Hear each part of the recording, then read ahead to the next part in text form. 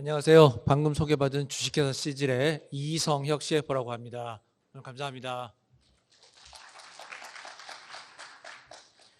자, 오늘 저는요. 사실은 이제 스마트 팩토리라고 하는 주제로 저희 회사는 운영이 되고 있고요. 주식회사 시즐이 조금 더 구체적으로 말씀드리면 공정 개선 분석에 대한 전문 업체, 솔루션을 갖다 제공하는 전문 업체라고 생각을 해주시면 될 것 같습니다. 오늘 제가 이제 발표를 맡고 강연을 맡았는데요. 사실 강연이라는 표현을 저는 그렇게 좋아하지도 않고, 사실 솔직히 말씀드리면 제가 여러분들 앞에서 강연이라는 거를 할 만큼 전문적인 지식이 있는 사람도 아닐 겁니다. 그래서 저희 오늘 시간은 저희가 회사를 설립하고 그 스마트 팩토리의 공정 개선 분야 쪽을 개척을 해오면서 느낀 점, 그리고 그런 부분들에 대해서 어떤 식의 산업이 발달하고 있고 어떤 형태로 우리가 틈새 시장을 비집고 들어갔었는지, 그런 비즈니스적인 부분들과 간단한 저희 사례들을 가지고 얘기를 좀 드리도록 하겠습니다. 그래서 가장 좀 더 현장성에 접근해 있는 얘기들을 들려드릴 수 있도록 노력을 해보도록 하겠습니다. 자, 그림에 나와 있는 내용들은 아마 다 이해를 하시고 있으실 그런 내용들입니다. 결국은 우리의 제조업이라는 것들이 저희의 가장 큰 관심사였고요. 주식회사 시즐이 처음에 창업이 되었을 때 저희 회사의 대표이사이신 이지연 대표께서는 어떤 생각을 가지고 계셨냐면, 그냥 단순히 이 돈을 벌기만 하는 기업, 그런 기업을 내가 창업을 해서 또 하나의 이익 추구하는 집단으로 남아있고 싶지는 않다. 물론 그렇다고 해서 우리 주식회사 시즐이 돈을 안 벌겠다는 얘기는 절대 아니죠. 당연히 돈을 벌기 위해서 기업 활동을 시작을 했지만, 기왕 기업 활동을 시작하는 거면 내가 태어나고 있던 이 커뮤니티에 뭔가 봉사를 할 수 있는 그런 형태의 기업이었으면 좋겠다라는 생각을 가지셨어요. 그래서 저희가 생각했던 거는 우리가 가지고 있는 기술로 창업을 해서 뭔가 내가 속하고 자라나왔던 이 사회에 공헌을 할 수 있는 방법은 제조업에 대한 것들을 어떻게 하면 개선을 시켜줄 수 있을지, 그 제조업에 대한 개선의 방법이 무엇인지 우리의 기업 활동을 통해서 이쪽 부분으로 이바지할 수 있으면 굉장히 도움이 될 수 있겠다라는 생각을 하셨습니다. 그래서 제조업이라는 것에 포커스를 뒀었고요. 다들 아시다시피 제조업이라는 것들이 과거에는 단순 생산직 인력 중심의 구조에서 점점점 IoT 기술을 접목을 시키고 공정 자동화로 발전을 해 나갔던 거죠. 그러다 보니까 원래 단순하게 이 공정이 있었을 때에는 지속적으로 인건비 부담이 됐었고요. 그 다음에 힘든 제조 환경 때문에 젊은 인력들이 제조 업종을 3D 업종으로 생각하고 유입되는 것을 꺼려하고 있었던 그런 거죠. 이런 부분들에 대해서 IoT 기술을 접목하고 공정을 조금 더 스마트하게 우리가 바꿔준다라고 하면, 그러면 공정 자체에서 있는 인력에 대한 부담을 저희가 들어드릴 수 있고, 그리고 젊은 인력들도 좀 더 재미를 가지고 새로운 아이디어를 가지고 이 제조업이라는 곳에 뛰어들게 되면 자연스럽게 우리나라의 제조업 경쟁력은 상승할 수 있을 것이다 라고 생각을 하고 있습니다. 이게 지금 저희가 생각하고 있는 우리나라 제조업의 위상과 위기 상황인 것 같아요. 대한민국은 GDP 기준으로 전 세계의 11번째 경제 대국입니다. 그리고 그런 11번째 경제 대국에 위치해 있는 우리나라의 제조업은 전체 GDP 기준으로 GDP의 비중을 보면 27.8%, 거의 한 3분의 1 정도의 수준이 제조업에 몰려 있는 상태입니다.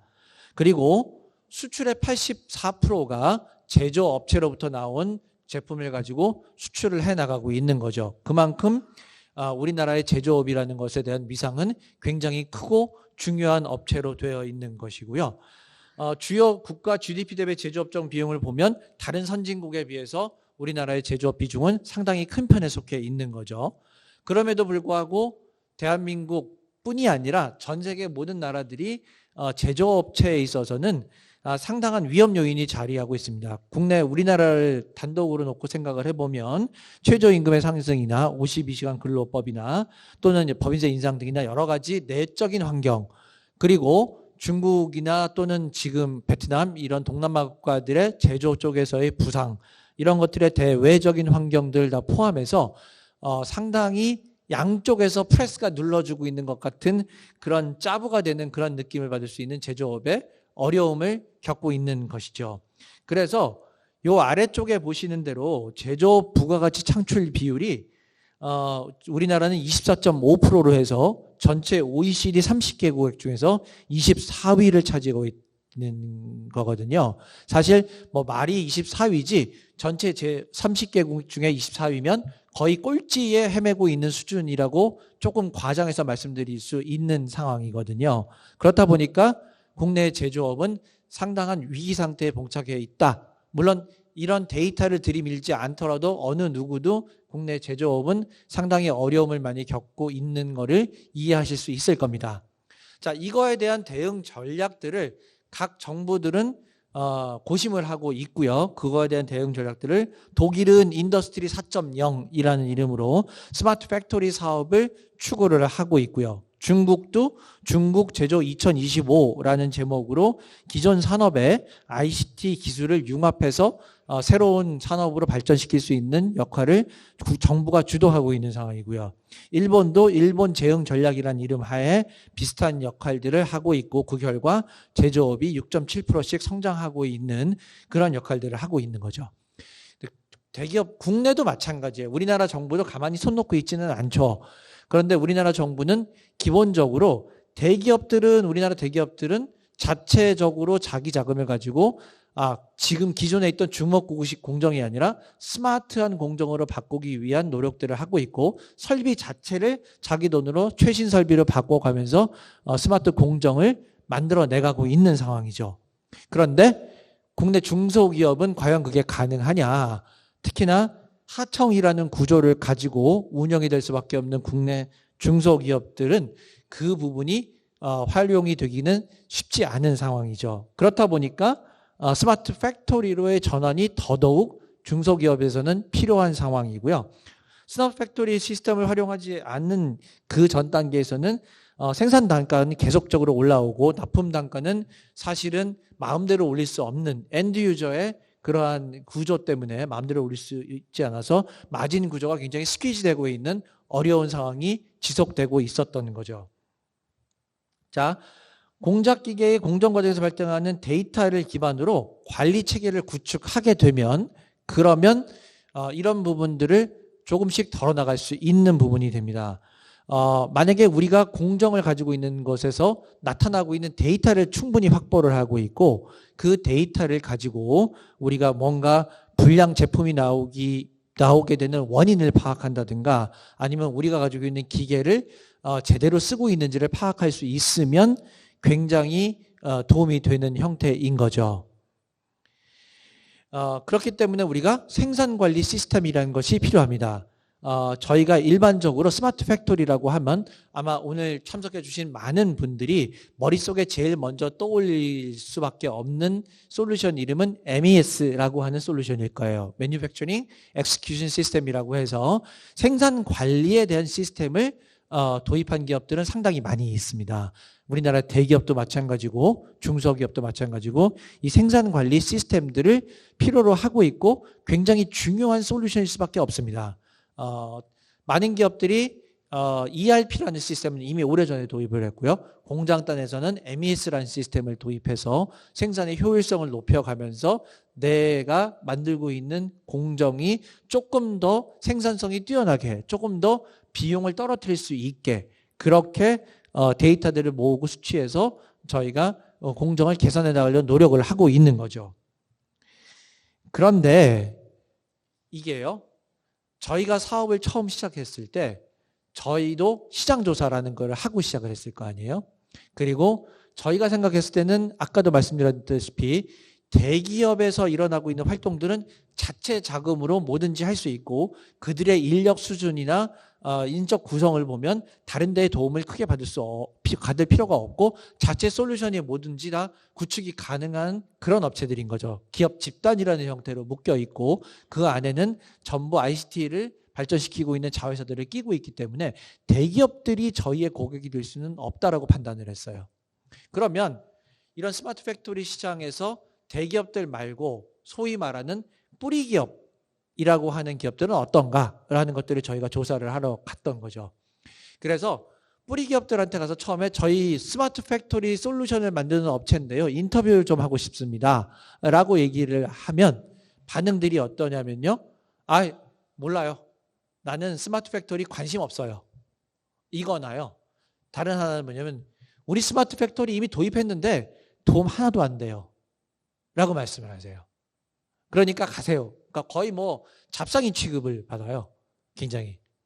그러니까 저희는 처음에 왜 도대체 우리 얘기는 들여보지도 않고 왜 우리가 고객이라고 생각했던 이 많은 어려움에 처할 수밖에 없는 기업들은 왜 스마트 팩토리라는 이름을 얘기했을 때 전부 무관심했던 건가를 고민할 수밖에 없었어요. 그것들을 갖다가 저희가 여러 군데 이제 한 번, 두 번 찾아뵙고 얘기를 듣고 하다 보니까 어떤 얘기들이 나오냐면 스마트 팩토리라고 해서 우리 MES 솔루션 도입했어요 라고 하는 기업들이요. 그런 기업들은 문제가 뭐냐 하면 MES 솔루션을 도입했는데 그거를 돌렸는데 부정확한 데이터가 나오더라. 거기서 나온 데이터를 적용해봐야 실질적으로 내가 무슨 생산성이 올라가나 이런 것들이 별로 안 보이더라 이런 거죠. 그렇다고 비용 절감이 될 수 있는 것도 아니고 그렇다고 사람을 더 안 쓸 수도 없다라는 얘기죠. 그런데 저 일선 공장에 나가 보면 일선 공장에서 가장 고민되는 건 뭐냐면 어떻게 하면 사람을 한 명이라도 줄일 수 있을까? 인건비 부담이 너무 무섭고 그리고 인건비뿐이 아니라 사람을 관리하는 것 자체도 굉장히 힘들어하세요. 이 공정상에 놓여 있는데 어느 날 갑자기 출근을 안 하시는 분들도 있고 뭔가 국내로 유입되는 젊은 인재들이 중견 중소기업들은 더더욱이나 안 가려고 하기 때문에 사람 구하는 것 자체가 어렵고 구하더라도 관리가 안 되고 그러다 보니까 외국인 노동자를 구하게 되거나 아니면 오랫동안 그 공장에서 일해서 그냥 그 생산 체계에 익숙해 있으신 분들이 있기 때문에 새로운 솔루션을 도입했을 때 그거를 제대로 이용하실 수 있는 분 자체가 없었던 거죠.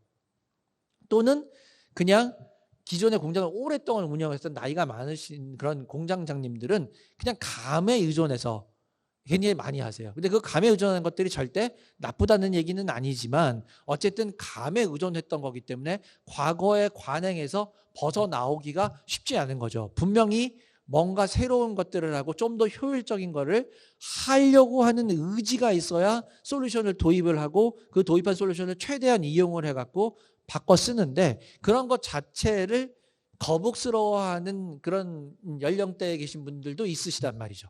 이제 이런 게 실제 생산 현장에서의 문제점들인 거예요. 저희가 봤을 때. 그러다 보니까 이런 기업들한테는 똑같이 생산관리 시스템 이런 것들을 갖다가 들여다주는 게 크게 의미가 없겠구나라는 생각을 저희는 했어요.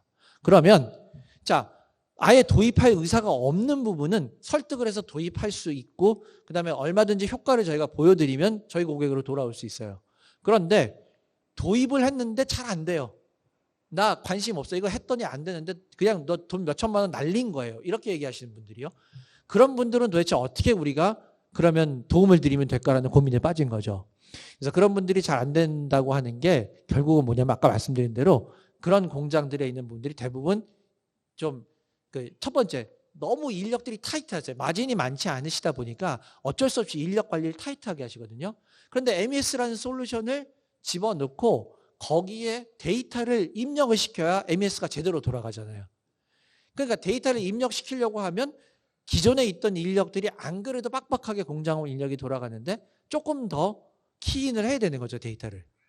그러니까 더 힘들어지시는 거죠. 안 하려고 그러세요. 그 다음에 공장 막 바쁘게 돌아가는데 언제 그때 실시간으로 데이터를 넣고 있겠어요. 못 넣으시거든요. 그러면 어떻게 하냐면 나중에 다 몰아서 한꺼번에 일 끝나고 기억에 의존해서 거기다가 데이터를 키인시키고 있으시는 거죠. 그러면 첫 번째, 실시간성이 보장이 안 되는 거고요. 두 번째, 그렇게 하면 데이터의 정확성도 떨어지는 거죠. 그때 있던 바로 데이터가 아니니까. 그리고 세 번째, 귀찮으면 대충 쓰시는 거죠. 그죠? 그 다음에 외국인 노동자들이 많은 케이스는 깔아놔도 그걸 이용할 수 있게 한글 자체를 이해를 잘 못하시는 부분들도 많아요. 이런 부분들이 있으니까 MES라는 훌륭한 시스템을 갖다 놓더라도 들어가는 데이터가 엉망이니까 나오는 데이터도 엉망인 거예요. 그래서 저희가 생각을 했던 거는 지금 우리가 도와드려야 되는 스마트 팩토리를 스마트화 시켜야 되는 이런 뿌리 기업들은 MES라는 전사적인 그 어떤 활용성을 가지고 있는 이런 생산 관리 시스템이 아니라 자기가 하고 있는 공정 그 자체를 어떻게 하면 조금이라도 더 효율적으로 만들어서 내가 생산하는 동안 즉각적으로 내가 뭔가를 투자를 하면 바로 즉각적으로 그 효과를 볼 수 있는 기업이어야 되는 거예요. 왜냐하면 시스템을 몇 천만 원 또는 억 단위의 시스템을 도입을 했는데 그거를 생산 개선되는 게 1.2%, 뭐 2.3% 이런 얘기하고 있으면 아무 의미 없는 거죠. 그래서 저희 입장에서는 즉각적인 효과를 볼 수 있는 솔루션을 만들어야 되겠다라는 생각을 했던 거고, 그 다음에 생산 관리 시스템인 MES가 제대로 돌아가기 위해서는 사람이, 기존 인력들이 데이터를 키인하는 게 아니라 우리 데이터가 추출이 돼서 바로 그 데이터가 MES랑 연동을 시켜주면 훨씬 더 효과적인 공정이 될 것이다라는 생각을 했습니다. 그래서 저희는 각 공정들, 주로 이제 저희가 타겟을 했던 거는 뭐 프레스 기계를 가지고 있던, 용접 기계를 가지고 있던, 또는 절삭 공구를 가지고 있던 이런 공구들을, 이런 장비들을 가지고 절삭이나 이런 것들에 대한 2차, 3차 벤더 형태로 그거를 운영을 시켜주는 그런 기업들을 찾아다녔어요. 그래서 저희가 프레스나 용접이나 이런 쪽에 공정을 모니터링해 드리겠습니다. 그리고 그 모니터링을 해서 나온 결과를 가지고 개선 포인트를 만들어 드리고 그걸로 바로 효과를 볼 수 있게 도와드리겠습니다라는 말로 설득을 드린 거죠. 자, 그렇게 해서 지금 그림에 보시듯이 저희가 생각했던 그런 기업, 저희의 고객사는 정부의 인증을 받은 뿌리 기업 3만 개, 그리고 정부의 백서를 보면 정부가 인증을 주지는 않았지만 뿌리 기업으로 인정할 수 있을 만한 기업들이 추산되는 것들이 한 3만 6천 개 정도가 추가로 있다라고 나와요. 그래서 전체적으로 저희의 고객의 대상이 되는 기업들은 저런 한 6만 개가 넘는 뿌리 기업들이 모두 우리의 그 고객이 될 수 있는 회사였던 거고, 그 회사들은 전부 어떤 형태로든지 돈은 최소화시키고, 그렇죠? 돈을 최소화시키고 그리고 최대의 효과를 뽑아낼 수 있는 기업으로 그런 형태의 솔루션을 도입해 주는 걸 원하는 기업들이었어요. 자, 이런 형태는 아까 말씀드린 대로 저희만 생각했던 거 아니고 정부도 이런 그 스마트 팩토리의 전환을 도와주려고 엄청 노력하고 있습니다. 그래서 정부가 2022년 올해까지죠. 올해까지 3만 개의 스마트 팩토리의 도입을 목표로 하고 있는 거고요. 그다음에 주요 부처 예산을 보면 2021년도 예산이긴 한데 3조 원 정도. 올해 작년도 비슷했고 2021년도 그랬고 올해도 비슷한 수준의 지금 정부 예산이 책정되어 있는 상황이에요. 그래서 스마트 팩토리 도입은 사실 2020년도에 3만 개가 거의 완료가 되고 있거든요. 정부 입장에서는.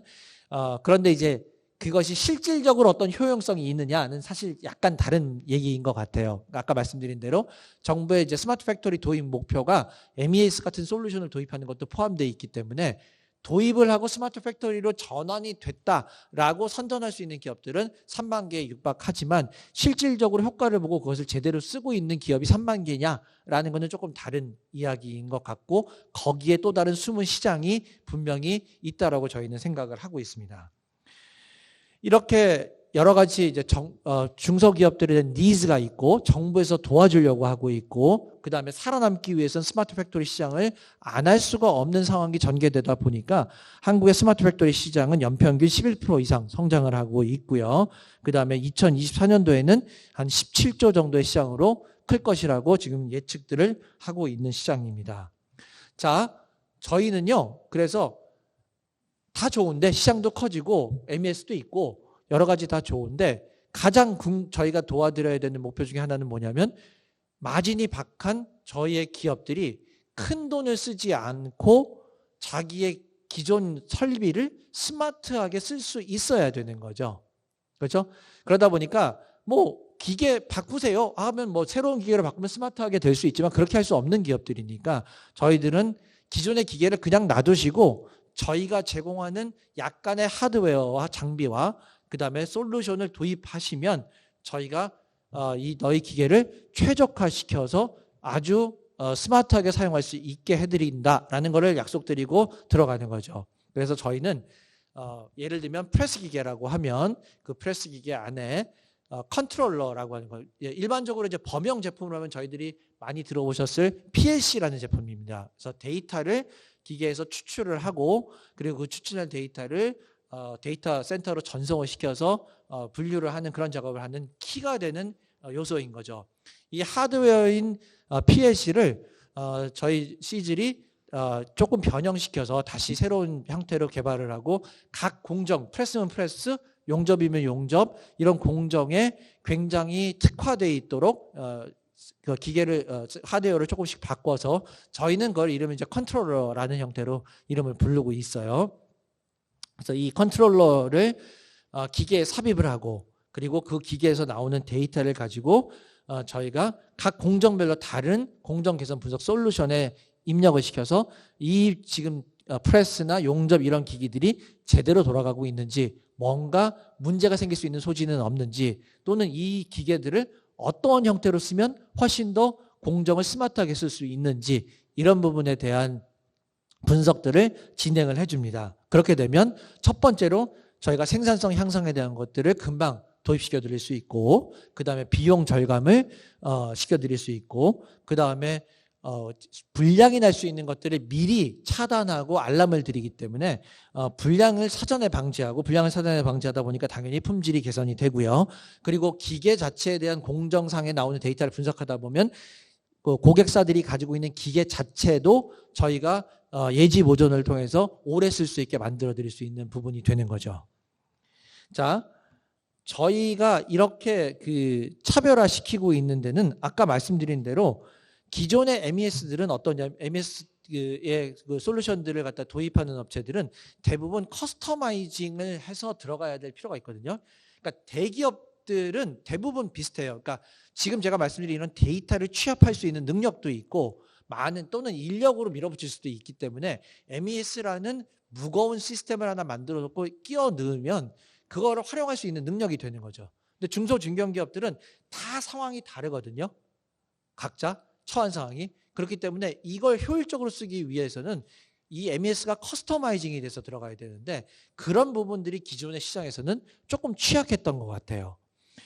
그래서 저희는 공정개선 솔루션 자체를 커스터마이징을 시켜서 들어갈 수 있도록 소프트웨어 자체랑 하드웨어 자체를 전부 모듈화 시켜서 저희가 만들고 있습니다. 그래서 고객사들을 만나보고 그들의 니즈를 들어보고 무겁게 전부 다 쓰라고 하는 게 아니라 그 회사에 맞게 모듈을 갖다가 넣고 빼고 해갖고 최적화시킬 수 있는 그러한 저희 솔루션을 제공을 해드리는 거죠. 그러다 보니까 아까 말씀드린 대로 저희 솔루션의 효용성을 빨리 체감하실 수 있어요. 저희 일례로 저희 고객 중에 가장 많은 체감을 얻으신 분은 저희 솔루션을 도입하고 3주 후에 자기들이 생산하는 생산량이 40%가 늘었다라고 저희한테 되게 고마워했고 저희 솔루션을 옆에 있는 주변에 있는 다른 업체들한테 소개도 많이 시켜드리고 굉장히 좀 좋아해 주셨던 케이스가 있고요.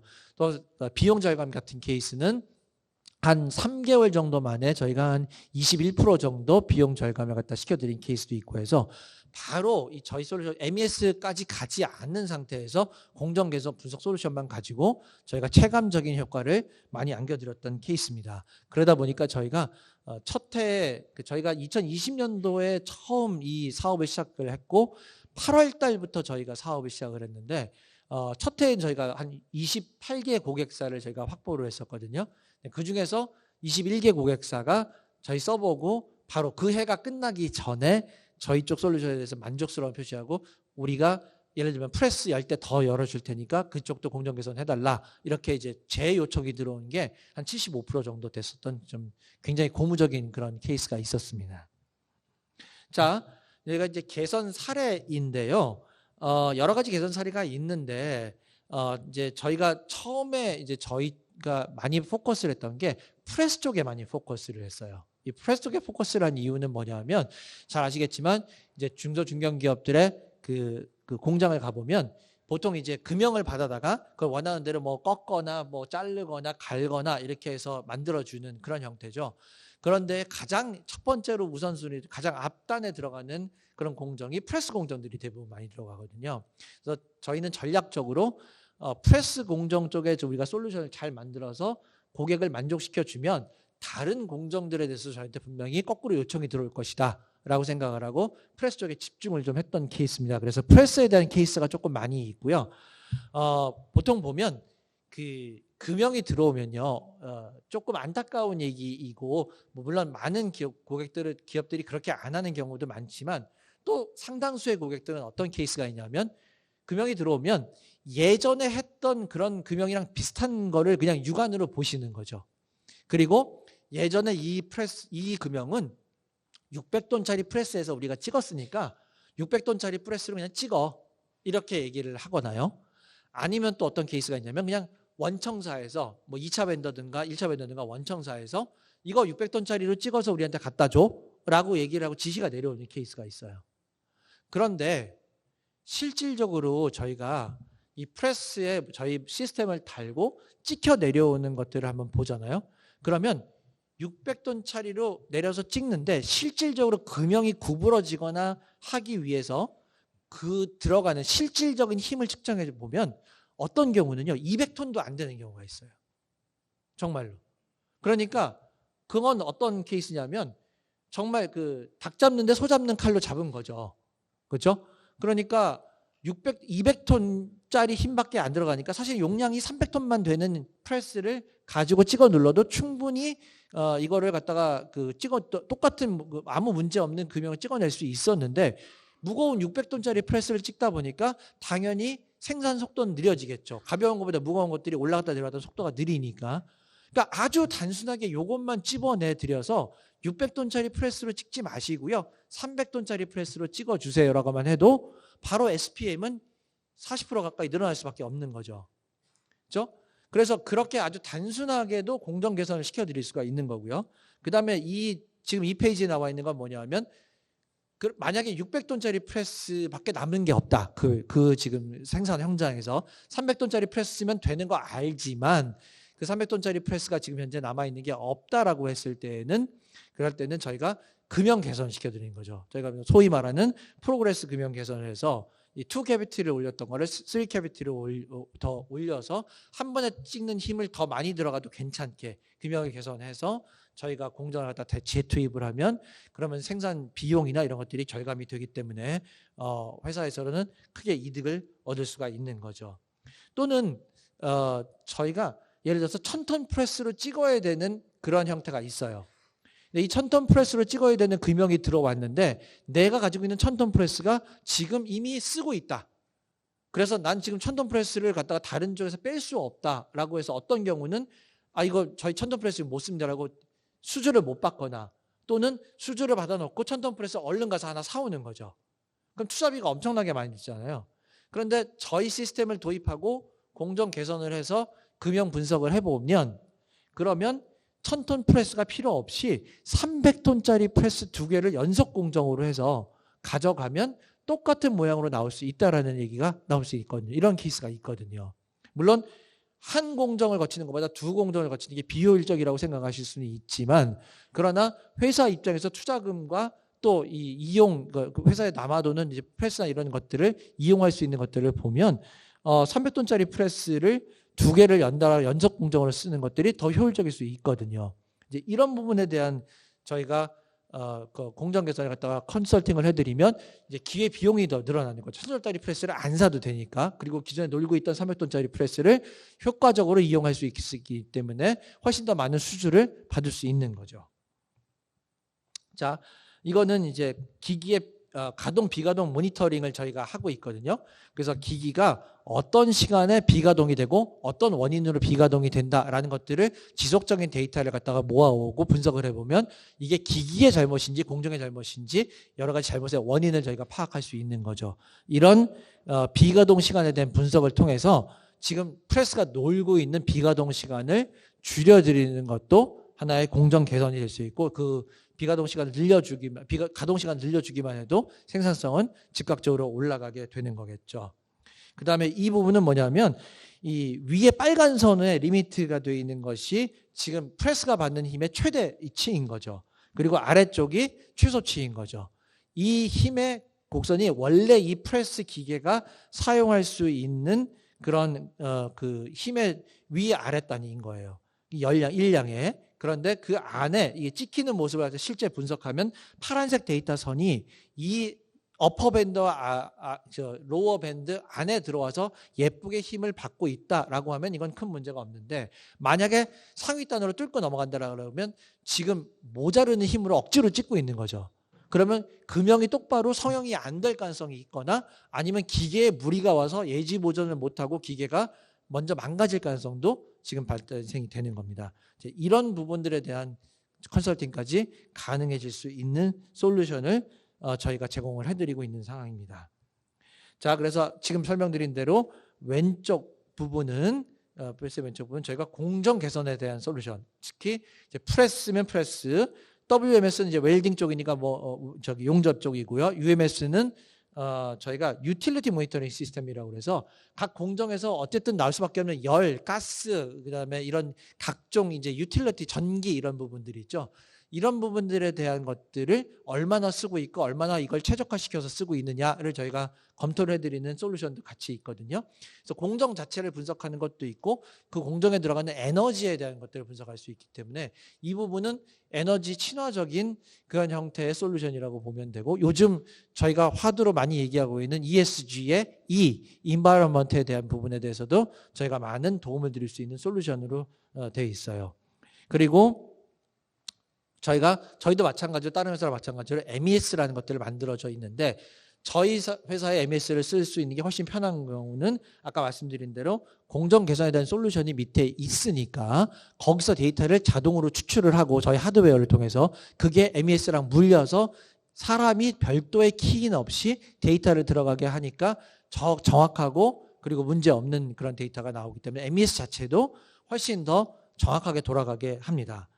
그리고 데이터 중앙관리 시스템이라서 DMS라는 게 있는데요. 이 부분은 뭐냐면 저희가 그 전국의 각지에 저희 고객사들이 흩어져 있잖아요. 근데 그런 고객사들일 때 저희 솔루션을 도입해서 있는데 그 솔루션들을 저희가 쭉 돌아다니면서 다 일일이 발로 뛰면서 관리를 해드릴 수는 없기 때문에 지금 현장에서 벌어지고 있는 데이터의 상황을 저희 본사의 데이터 모니터링 시스템을 통해서 전국에 있는 시스템을 다 보고 있거든요.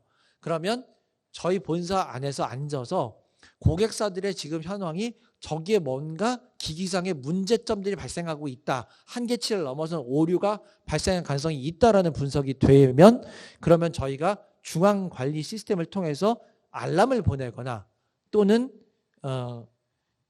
중앙관리 시스템에서 알람을 보내거나 또는 여기서 고객이 원하는 저희가 직접적인 제어 시스템을 들어갈 수가 있는 거죠. 그래서 현장에 누가 지키고 앉아 있지 않아도 저희 본사에 있는 데이터 중앙관리 시스템에서 공장에서 들어온 데이터를 보고 이것들이 자동적으로 알람 기능을 올려야 되는 상황인지 아니면 스탑을 시켜야 되는 상황인지를 보고 필요하면 현장을 제어하기 때문에 공장에서 꼭 필요한 인력 감축에 대한 역할을 톡톡히 해드리고 있는 거죠. 그래서 저희는 기본적으로 말씀드린 대로 자, 오른쪽 아래에 있는 것처럼 공정 개선 솔루션을 통해서 고객사 현장에서의 데이터를 뽑아와서 그거를 아래쪽에 있는 MES랑 연동시켜서 고객의 관리자가 전사적인 효율성을 이룰 수 있도록 만들어주는 게 있고요. 또 하나는 DMS로 저희 데이터 중앙관리 시스템으로 들어가서 이 시스템이 고객사의 무인 관리 시스템을 만족시켜 줄 수 있는 거죠. 여기서 제어도 되고 그 다음에 경고 알람도 띄워줄 수 있기 때문에요. 그 다음에 이것들을 정기적으로 모아서 저희가 레포트를 해드리면 고객 입장에선 내 목숨보다 소중한 그런 자산인 이 공장 기계들이 훨씬 더 효율적으로 사용할 수 있도록 라이프 사이클 관리를 저희가 해드릴 수도 있는 거죠. 이제 이런 부분들에 대한 그 니즈가 지금 기존에 있는 그 뿌리 기업들에서는 상당 부분 나타나고 있어요. 그러니까 전체적으로 뭐 내가 ERP 시스템을 깔아갖고 효율성을 해서 뭐 입고 관리, 재고 관리 이런 거 다 좋은데 그거 이전에 고객사들이 진짜 원하는 건 뭐냐면 내 기계 안 망가지게 잘 오랫동안 가는 거. 그 다음에 내 기계가 내 기계를 굴리는데 최적의 스마트한 방법으로 굴리는 거. 이게 중요한 거거든요. 그래서 이런 부분에 대한 것들을 우리 고객사들이 필요로 한다. 우리 제조업체들은 필요로 한다는 것들을 여러분들이 저희가 체감한 것들을 같이 좀 공유를 해주시면 좋을 것 같습니다. 이것들은 저희가 지금 만들고 있는 그 모니터링 시스템에 대한 것들에 대한 사진이고요. 이런 부분들은 뭐 혹시 궁금하신 점이 있으시면 저희 이제 시즈 부스에서도 설명드릴 수 있고, 그 다음에 또 저희 뭐 따로 연락을 주시면 저희가 언제든지 시연돼 드릴 수 있는 거거든요. 그래서 이건 프레스에 관련된 대표적인 저희가 분석 화면이고요. 가운데 보이는 이 그래프가 굉장히 저희가 많이 쓰고 있는, 그러니까 전체적으로 프레스가 낼 수 있는 최대 열량과 실질적으로 내고 있는 힘, 이런 것들에 대한 분석에 대한 것들이기 때문에 이런 것들이 있다라고 한번 봐주시면 되고요. 용접 관련돼 갖고는 용접에 들어가는 온도나 압력, 습도, 유량 이런 것들을 저희가 분석할 수 있게 모니터링을 계속 받을 수 있게 해드리는 시스템입니다. 이건 절삭 쪽에 대한 거고요. 절삭은 설비의 그 가동 현황을 모니터링하고 절삭 가공 시 활용되는 엔드밀 수명을 데이터로 관리해주는 그런 시스템인 거고요. 아까 말씀드린 유틸리티 모니터링 시스템에 대한 사진이고, 마지막으로 이게 저희가 데이터를 중앙에서 관리하는, 이제 지도를 넣고 저희 고객사들이 여기 점이 찍히면 어떤 위치에 있는 고객사들이 어떠한 형태의 지금 문제점이 나타나고 있고, 오른쪽에 보면 제조업체 서버 상태는 어떻고 기계 상태가 지금 정상적으로 가동이 되고 있는지, 이런 부분에 대한 것들을 보여주고 있는 거죠. 그래서 여기서 저희가 고객사들을 제어를 해드릴 수 있는 거고요.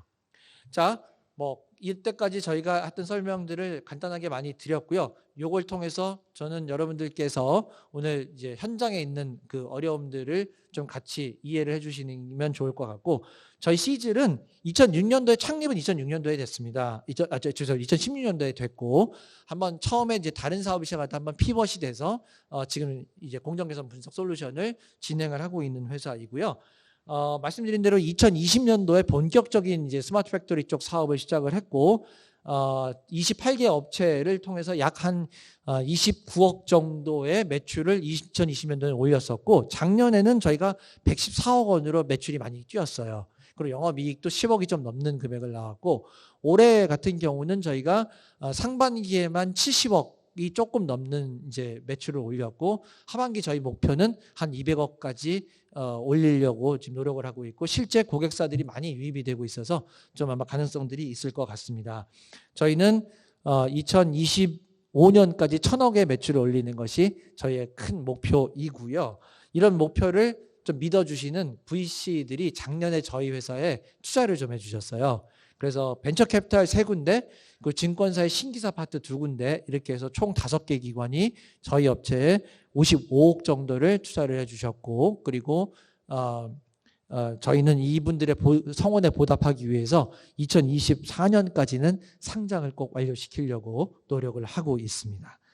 자, 여기까지가 저희가 강연을 살짝 빙자해서 저희 회사를 많이 설명을 드렸고요. 뭐 공정개선이라는 쪽에 궁금하신 게 있거나 필요하신 게 있으면 언제든지 저희 쪽에 연락을 주시고 저희 부스를 방문해 주시면 감사하겠습니다.